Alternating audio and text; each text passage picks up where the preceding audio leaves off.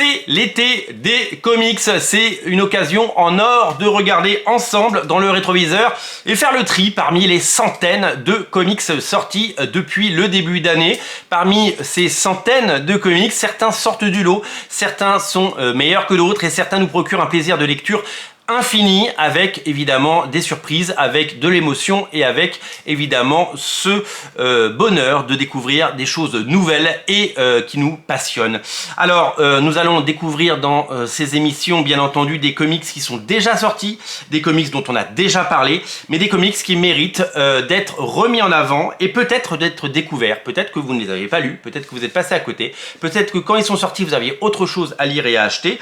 C'est donc le moment de regarder ensemble dans le rétroviseur des comics pour se dire, se remémorer et se rappeler que nous avons des lectures formidables. Voici le meilleur de ce premier semestre 2022, les meilleurs comics, les meilleures lectures, les incontournables. Aujourd'hui, je vais vous parler d'un titre que j'ai particulièrement adoré et d'un titre dont je vous ai bien entendu déjà parlé. Ça s'appelle Semences, Seeds en anglais. C'est un comics qui est sorti chez Dark Horse Comics aux États-Unis. C'est Futuropolis en France qui sort ce livre. C'est sorti au sein d'un label qui s'appelle Berger Book. Berger Book, c'est quoi?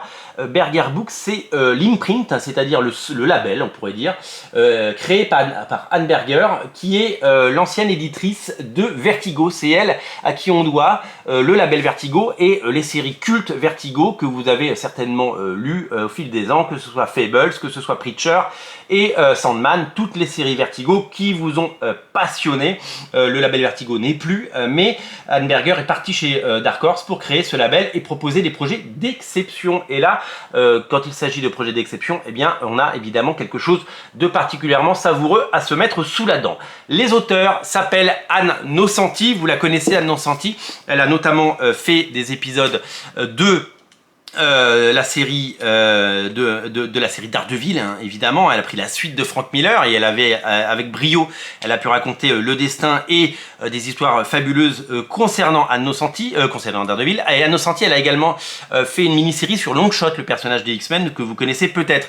Elle est journaliste, elle est prof, elle donne des cours et c'est quelqu'un qui pèse dans le game. Elle est rare et chaque nouveau projet est évidemment très attendu et on est vraiment content de pouvoir vous les proposer. Le dessinateur, c'est David Arra. David Arra, vous le connaissez parce que David Arra, il a dessiné notamment deux séries majeures chez Marvel. Il a fait la série Hawkeye de Matt Fraction qui a été plus ou moins adaptée par Disney+ dans la série éponyme. Et il a dessiné aussi une série Iron Fist qui a cartonné en son temps, une série absolument incontournable. Ensemble, ils ont passé plusieurs années à nous concocter ce Semences. Nous sommes dans un futur proche, dans un futur divisé, dans un futur hyper connecté et très déshumanisé, comme souvent dans toutes les dystopies. Nous allons faire la connaissance d'une journaliste, et oui, on ne parle jamais aussi bien que de ce qu'on connaît, Anne Nocenti, qui doit enquêter pour savoir ce qui se trame derrière le mur. En effet, et oui, il y a un mur, ça nous rappelle quelque chose, ça nous rappelle une actualité récente, un mur qui sépare deux mondes, un monde complètement déshumanisé, assez désertique et assez étrange, un monde hyper connecté, un monde où l'humanité n'est plus que le semblant d'elle-même, et de l'autre côté, un monde où les gens ont décidé de vivre sans technologie, sans réseau, sans internet, sans toutes ces choses, et un monde entouré de mystères, parce que mal connu. Cette journaliste en chemin va faire des rencontres absolument incroyables, et notamment va découvrir la présence d'une invasion extraterrestre et d'une population qui est venue pomper les ressources terrestres discrètement au nez et à la barbe des humains en prenant toutes les graines, les seeds, les semences, et enfin semences, vous le verrez, a un double sens, mais je vous en dis pas plus. Et donc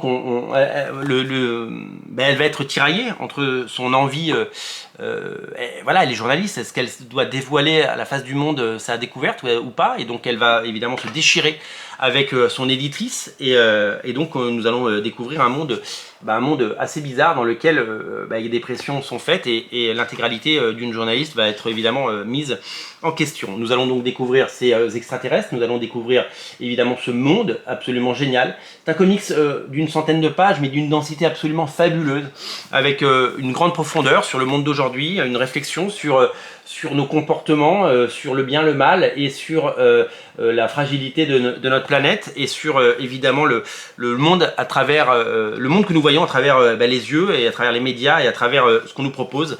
C'est magnifiquement illustré, c'est brillant, c'est vraiment fascinant. C'est une bande dessinée qu'il faut lire 1, 2, 3, 4 fois pour en comprendre toute la beauté et toute la complexité.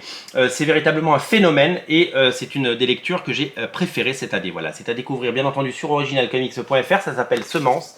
C'est chez Futuropolis en version française. C'est disponible sur originalcomics.fr. C'est disponible en boutique au 49 rue La Cépède. Ça fait partie des grosses claques que j'ai pu avoir cette année en termes de lecture. Je vous invite, mesdames, messieurs, à découvrir cette merveille. Ça s'appelle Semence et c'est disponible sur originalcomics.fr. Salut!